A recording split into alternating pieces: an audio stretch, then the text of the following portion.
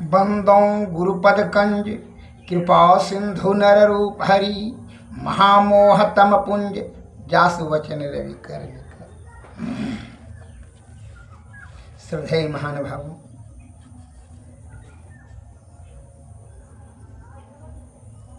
गीता में भगवान श्री कृष्ण ने कहा जीवात्मा का परमात्मा की प्राप्ति करने हेतु ही मनुष्यों का सर्वोपरि कार्य और पुरुषार्थ है।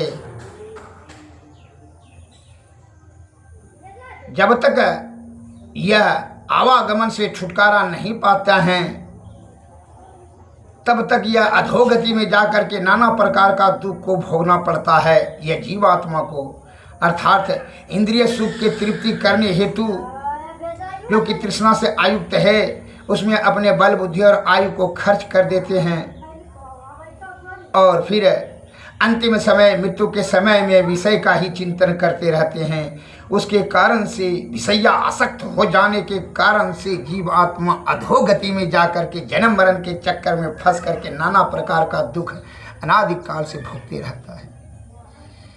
विषयों का मालिक मन है। विषयों को जीतने के लिए पहले मन को नियंत्रण करना पड़ता है। क्योंकि विषय बड़ा बलवती होता है। संत महात्मा उपनिषद में बता रहा है कि विषयों का त्याग ब्रह्म तत्व का दर्शन सहज अवस्था अत्यंत दुर्लभ है, बिना सदगुरु की कृपा से संभव नहीं है। इसलिए सदगुरु के शरण में जाना अति अनिवार्य है। सर्वोपरि कार्य और पुरुषार्थ मनुष्यों का जीव आत्मा का परम कल्याण अर्थात परम शांति अर्थात ब्रह्म की प्राप्ति करने में ही है।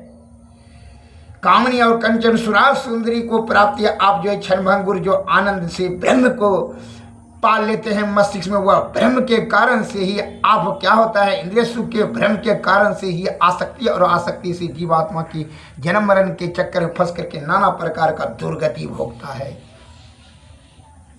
इसलिए संतों भगवान श्री कृष्ण ने गीता में बताया इंद्रियार्थेषु इंद्रियार्थभ्यो मनसा सकृष्य तन्मनः बुद्धया सारथिया धीरा प्राणायन यदि सर्वतः अर्थात बुद्धिमान पुरुष को चाहिए कि मन के द्वारा इंद्रियों को उसके विषयों से खींचकर उस मन को बुद्धि रूपी सारथी की सहायता से ईश्वर प्राप्ति करने में ही ध्यान केंद्रित करना चाहिए। और उसके लिए आपको बता रहे हैं दूसरे पद में तद्व सर्वव्यापकम चित्तम आकर्ष्येत्र धार्येत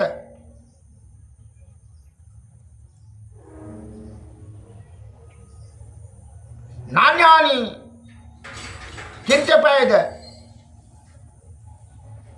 मुयः सुस्मितं भवेत मुखम। सब ओर से फैले हुए चित्त को खींच कर एक स्थान में स्थिर करें और फिर अन्य अंगों का चिंतन न करता हुआ केवल ईश्वर का ही ध्यान करें। इससे विषय वासना शांत होगा और चित्त चेतन जीव सुषुम्ना नाड़ी में प्रवेश कर करके तीनों पर्दों के ऊपर अंधकार प्रकाश और शब्द मंडल के ऊपर अनहदनाद शब्द की प्राप्ति करेंगे। और वही अनहदनाद के जो शब्द है वो शब्द में जो ध्वनि होती है और ध्वनि में जो ज्योति होती है उसी में मन माया पाप ताप संताप जल करके राख हो जाएगा, लय हो जाएगा उसी में। तब वह निर्मल जीवात्मा निर्मल पवित्र शुद्ध हो जाएगा। तब उसे आदि शब्द की प्राप्ति होगी और आदि शब्द धीरे धीरे निशब्द में परिणत होकर के वही ब्रह्म आनंद ब्रह्म है। यह जीवात्मा को ही साक्षात्कार होगा, पर ब्रह्म की प्राप्ति संभव है और कोई विषय के नहीं। इसलिए जब तक आप विषय के अधीन में हैं, विषय के कुसंगति में यह जीवात्मा है, तब तक आपकी ईश्वर से साक्षात्कार होना असंभव है। इसलिए संतों ने कहा इंद्रियातीत होकर अंतर्मुखी अंत साधना के द्वारा ही ब्रह्म की प्राप्ति करें।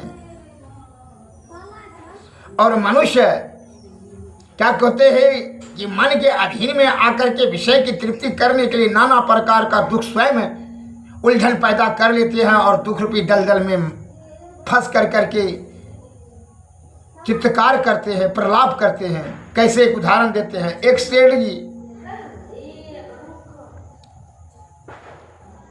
एक राजा साहब, राजा तो बुद्धिमान होता ही है, राजनीतिक में एक्सपर्ट, लेकिन बांझ था, बाल बच्चा नहीं होता था, लड़का लड़की कुछ नहीं। उन्होंने अपने मन में विचार किया और मंत्रीगण से भी सलाह लिया कि जो महायज्ञ किया जाए। राजा साहब ने महायज्ञ का घोषणा किया और बहुत बड़ा यज्ञ किया। उस यज्ञ में राजा साहब ने दिल खोल करके खर्च किया। बड़े बड़े ऋषि मुनि महर्षि ज्ञानी ध्यानी आए, दान पुण्य राज खजाना उसके लिए एकदम खोल दिया। सब पैसा राज खजाना का खर्च कर दिया। उसमें ऋषि मुनि महर्षि सब आए। तो अंगिरा ऋषि आए तो अंगिरा ऋषि बड़ा प्रसन्न हो गए। उनका सेवा भाव से राजा साहब का उदार दिल से जो खर्च किया, अंगिरा ऋषि ने कहा कि राजन मांगो, तुम जो वरदान मांगना है मांग लो, तुम्हारे उदारता पर मैं बहुत अति प्रसन्न हूं। राजा साहब ने विनम्र भाव से उनके चरणों के निकट बैठ करते हुए कहा, भगवान अगर यदि आप खुश हैं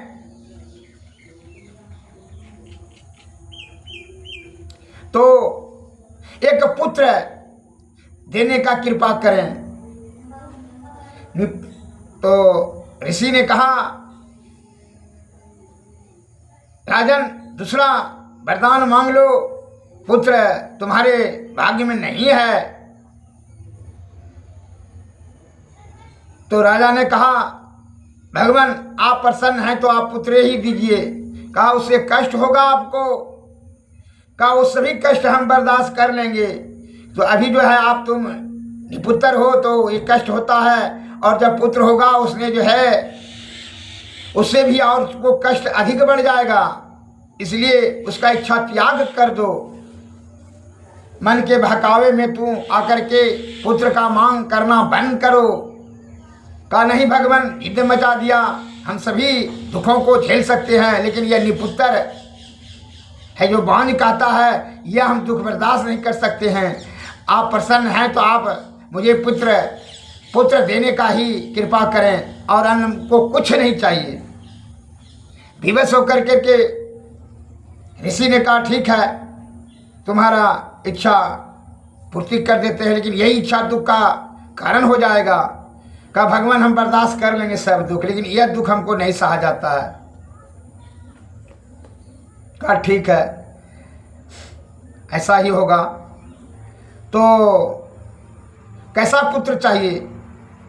कहा भगवान वह पुत्र हमरा जब मल मूत्र त्याग करे तो वह सोना चांदी हो जाए, ऐसा पुत्र हमको दिया जाए, देने का कृपा करें।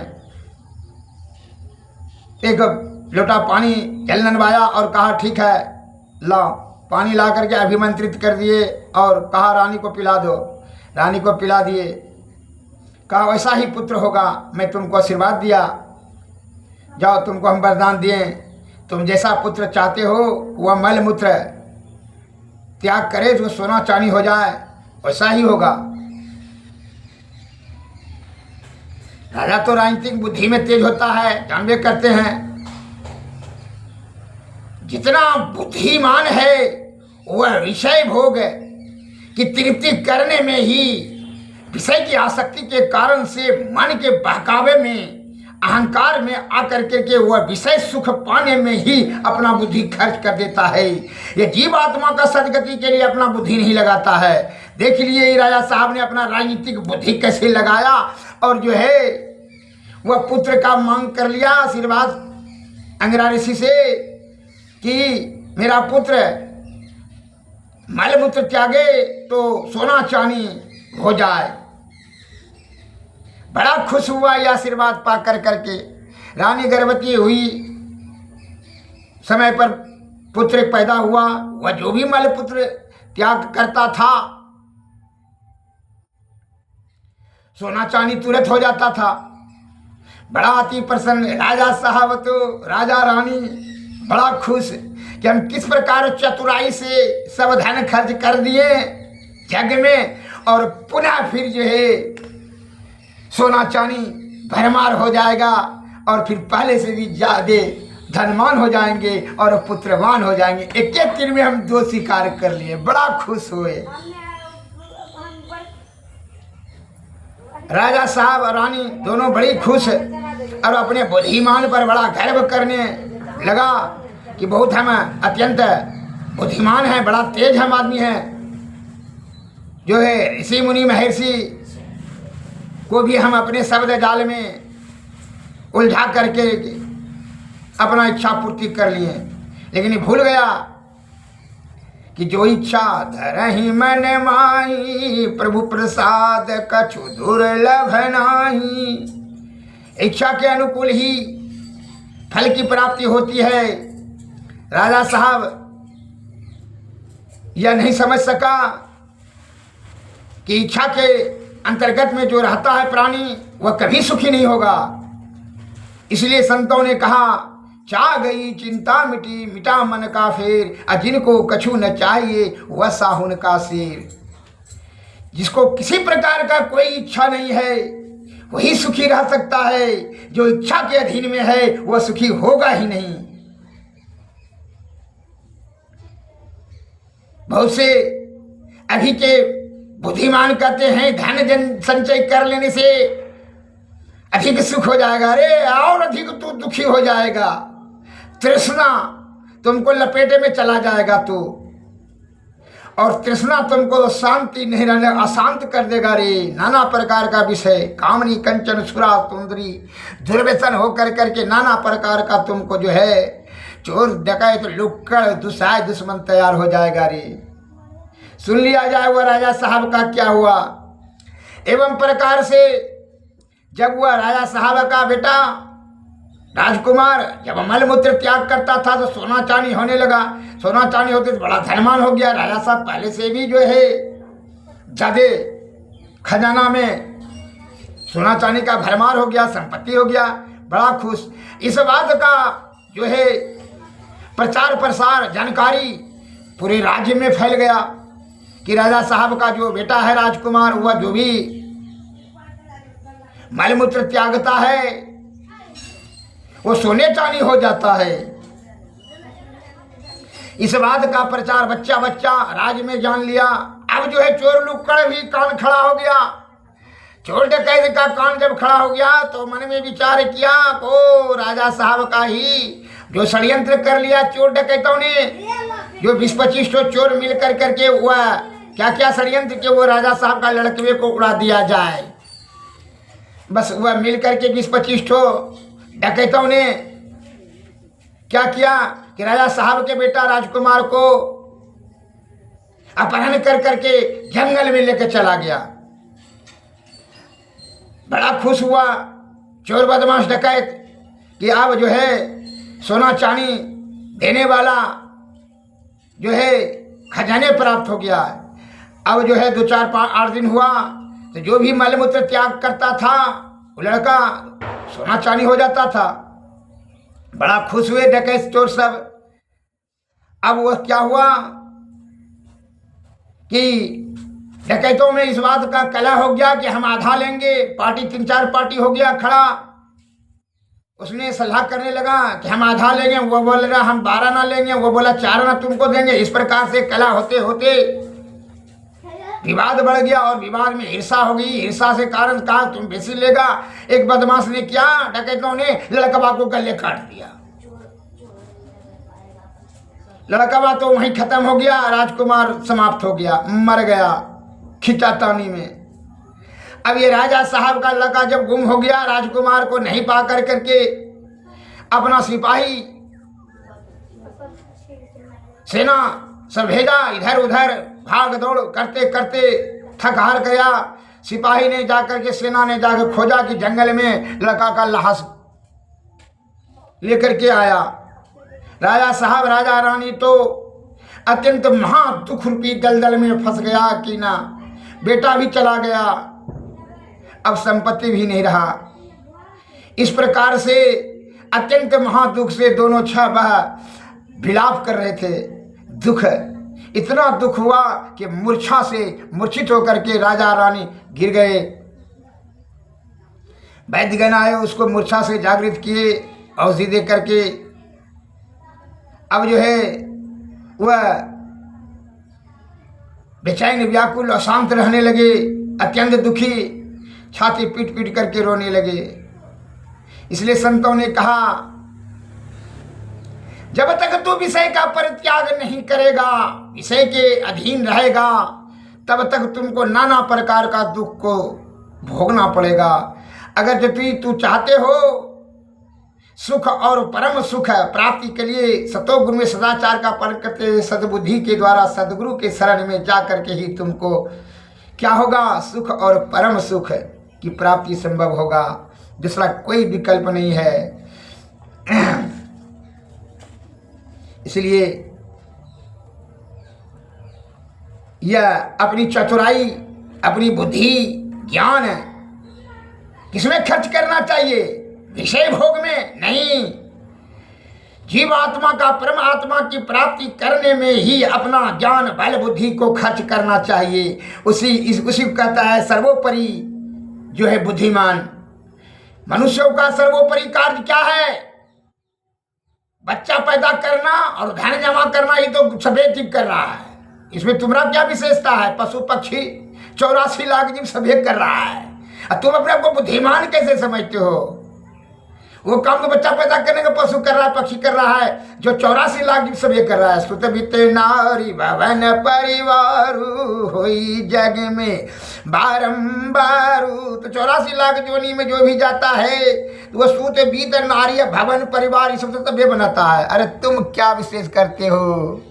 तुमको बुद्धिमान इसलिए संतों ने उपनिषदों में बताया है कि बुद्धिमान मनुष्य को चाहिए कि मन के द्वारा इंद्रियों के उनके विषयों से खींचकर उस मन की बुद्धि रूपी सारथी की सहायता से ईश्वर प्राप्ति करने में ही खर्च करें, तभी यह जीवात्मा का कल्याण होगा, परम शांति परम आनंद की प्राप्ति होगी। और नहीं तो जो है जन्म मरण के चक्कर में फंस कर करके नाना प्रकार का दुख को भोगते रहना।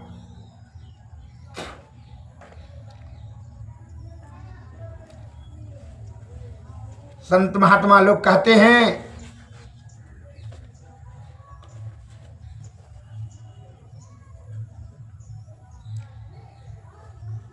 जरा एक भजन से मैं आपको बताना चाहता हूं, ध्यान से सुने।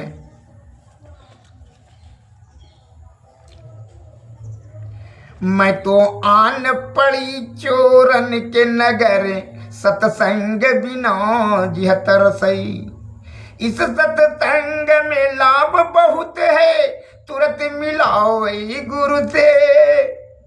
मूर्ख जन कोई सार न जाने, सत्संग में अमृत वर्षे। मैं तो आन पड़ी चोरन के नगर, सत्संग बिना जिहतर सही। शब्द सहीरा पटक हाथ से, मुट्ठी भरई कंकर से। कहे कबीर सुनो भाई साधु, सूरत करो वही घर से। मैं तो आन पड़ी चोरन के नगर, सत्संग बिना जिहतर से। इस सत्संग में लाभ बहुत है, तुरंत मिलाओ गुरु से। मूर्ख जन कोई सारन जो नहीं, सत्संग में अमृत वर्षे। तो आन पड़ी चोरन के नगर, सत्संग में अमृत वर्षे। श्री सद्गुरु महाराज की जय। हे भाई, जीते जी ही यह जीवात्मा को परम आत्मा की प्राप्ति कर लो। यह प्रकृति ने अवसर दी, बड़ी कृपा कर करके, इसलिए इसमें आयु रूपी तेल दिया। अब तुम जो है इंद्रिय सुख की तृप्ति करने में ही खर्च करते तो अपना बल बुद्धि आयु को। इसलिए संतों ने कहा, साधु भाई जीवत ही करुआस, जीवत समुझै जीवत बूझै, जीवत मुक्ति गढ़वास। साधु भाई जीवत ही तू करो यास, जियत कर्म की फांस न काटी, मुए मुक्ति की आशा। साधु भाई जीवत ही करो आशा। तन छूटे जीवे मिलन कहत है, सो सब झूठी आशा। अब मिला तो तब मिलेगा, नहीं तो जमपुर वासा। साधु भाई जीवत ही करो आशा। दूर दूर ढूंढे मन लोभी, मिटे न गर्भ तरास। साध संत की करे न बंदगी, कटे जन्म की वासा। साधु भाई जीवत ही करुआस। दूर दूर ढूंढे मन लोभी, मिटे न गर्भ तरास। साथ संत की करे न बंदगी, कटे कर्म की फास। साधु भाई जीवत ही करुआस। सत गहे सतगुरु को चिन्हे, सतनाम है विश्वास। साधु भाई जीवत ही करुआस। कहे कबीर साधन हितकारी, हम साधन के दास। साधु भाई जीवत ही करुआस। श्री सद्गुरु महाराज की। बिने सतगुरु नर रहते भुलाना, खोजत फिरत राह नहीं जाना के हर सुत। हे भाई, जीवात्मा मन और माया की कुसंगति में यह ब्रह्म का रास्ता ही भूल गया। इसलिए तीनों पर्दों के लपेटे में आ गया, अंधकार, प्रकाश और शब्द मंडल के। अब वह जो है रास्ता भूल गया, भटक गया। तो सदगुरु के कृपा से ही जाना जा सकता है। इसलिए कामनी कंचन और सुराज सुंदरी के चक्कर में फंस करके मन विषयों का मालिक है। तो मन के कुसंगति, जैसे कि आप कोई भी सज्जन अगर चाठो चोर के कुसंगति में पड़ जाए तो वो चोरवा जो जो करेगा, आप नहीं कीजिएगा, उसके संगति में खड़ी रहिएगा तो फिर भी आपका उसका पाप ताप को भोगना पड़ेगा। वही चोर बुद्धि मिला, आपको दंड मिलेगा। इसलिए ये जो है जीवात्मा परमात्मा का अंश है, लेकिन मन और माया के कुसंगति में पड़ गया ना। और मन तो विषयों का मालिक है, वो तो विषय की तृप्ति करने में ही अपना बुद्धि लगाएगा। तो जो है अब क्या करता है कि उसी के चलते में जो है यह विषय की आसक्ति हो जाता है, और मरने के समय में भी विषय की आसक्ति के कारण से वही जन्म में चला जाता है, अधोगति में। जन्म मरण के चक्कर में उल्टा टेंगरी, माँ के मल मूत्र कुंड उल्टा टेंगरी लटकना पड़ता है। रोग शोक संताप पाप ताप सब भोगना पड़ता है। अगर यदि सदगुरु ही उनको बताते हैं कि सुषमना ध्यान करो, यह तीनों अंधकार प्रकाश और शब्द मंडल के ऊपर बढ़ो, तब अनाद शब्द में मन कैसे, मन का कुसंगति नहीं छूटेगा। ऐसे एक तो खैनी खाने का, दारू पीने का, गांजा पीने का, जुआ खेलने का आदत लग जाता है तो नहीं छूटता है, कहता है छूटबे नहीं करता आदत। तो मन के कुसंगति में जीवात्मा का कैसे छूटेगा। भगवान श्री कृष्ण ने गीता में बताए हैं, अभ्यास और वैराग्य से मन नियंत्रण में होगा, कुसंगति छूटेगा नहीं, नियंत्रण में होगा। अब फिर जब विषय के अधीन में चला जाएगा तो फिर अनियंत्रित हो जाएगा।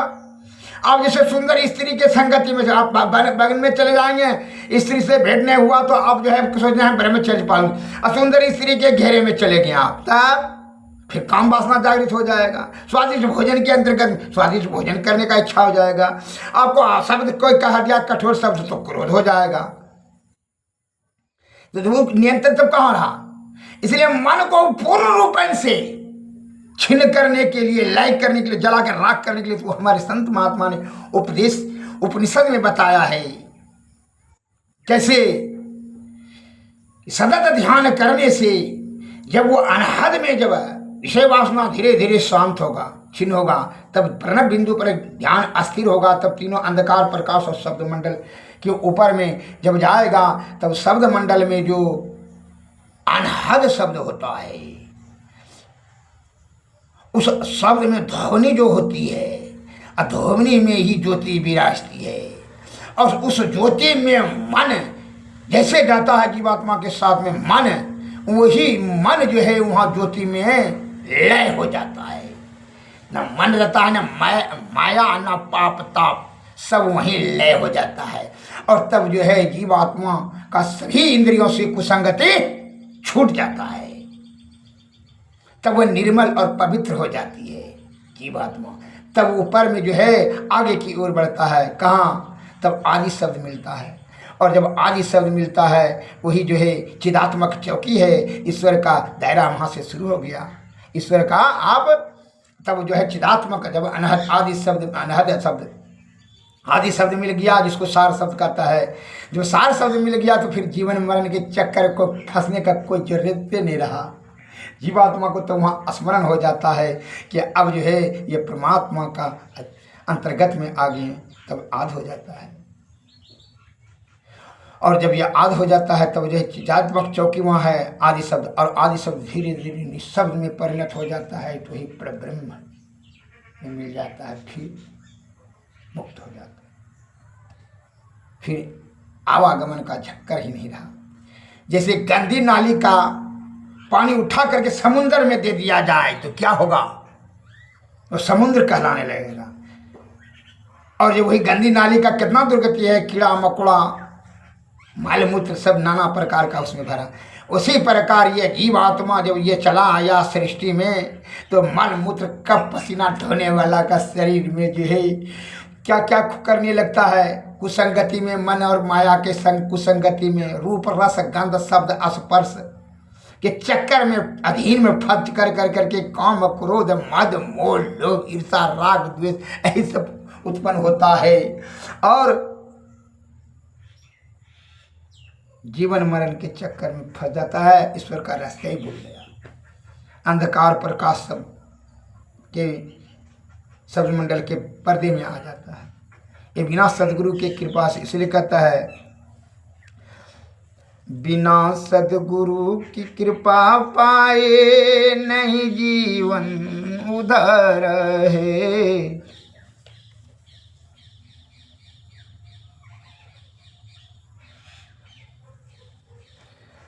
बिना सतगुरु नर रहत भुलाना, खोजत फिरत राह नहीं जाना, के हर सुत ले आयो गड़ेरिया, पाल पोस कर कीन सियाना, करत कलोल रहत यंजन तंग संग, आपन मरम नहीं जाना, के हर एक जंगल से आए, ताही देख बहुत ऋषियाए, पकड़ के भेद तुरत समझाए, आपन दशा देख मुस्काए, अंग जग कुश रंग जिन वसत वसाना, खोजत मुड़ फिरत चौगाना, कर जो वास मने में देखे, यह शुभ बुद्धि धो कहाँ अपना, अर्थ अर्थ विच लगन लगी है छेन्यो, रूप नहीं जात बखाना, कहे कबीर सुनो भाई साधु, उल्टी आपुले पे आपो समाना। इस का अर्थ यह होता है कि भटकता हुआ जब है शेर का बच्चा जो है बकरी के साथ में चला आया। और जब वह सयाना हुआ तो क्या हुआ, वह उसी के साथ में चलता उठता था और नाना प्रकार का दुख भोगता था। और जब शेर एक दिन उसने देखा ये तो शेर का बच्चा है, तब उसको पानी में अपना चित्त दिखा के बोला तुम शेर हो, ये बकरी के साथ में क्या करते हो। इसलिए उसी प्रकार उसको तब ज्ञान हुआ। उसी प्रकार जो रूप रस गंध शब्द में स्पर्श में चक्कर में फंस कर करके कामनी और कंचन को में लिप्त होकर नाना प्रकार का दुर्गति है जीव आत्मा को सहना पड़ता है। इसकी सदगति के लिए सदगुरु ही आपको बताएंगे, जिनकी जो मोक्ष प्राप्त कर लिए हैं तो है, जो ब्रह्म की प्राप्ति कर लिए हैं। इसलिए जो आत्मज्ञानी हो जाते हैं उसको माया मन संव्याप्त नहीं होता है, वह माया के सूक्ष्म और स्थूल रूप को सब जान लेते हैं। इसलिए उन्होंने ही उनकी कृपा से ही आप जाने जाएंगे कि तुम जीवात्मा किसमें रूप रस गंध शब्द स्पर्श में लगा रहे हो। इसको जो है जीवात्मा का कल्याण करने के लिए ध्यान कर करके आप सुषमना ध्यान से ही तीनों पर्दों के पार ब्रह्म की ओर बढ़ो। उनकी कृपा से ही संभव है। श्री सद्गुरु महाराज की जय। क्योंकि उनको ही रास्ता जानकारी है। इसलिए संतों ने कहा कि 3 लोक 9 खंड में गुरु से बड़ा न कोई, अकर्ता जो ना करी सके गुरु करे से हो। श्री गुरु पद नख मानी गाना ज्योति, सुमरत दिव्य दृष्टि ही होती। गुरु ही आपके चरणों का पद को नख ध्यान करो,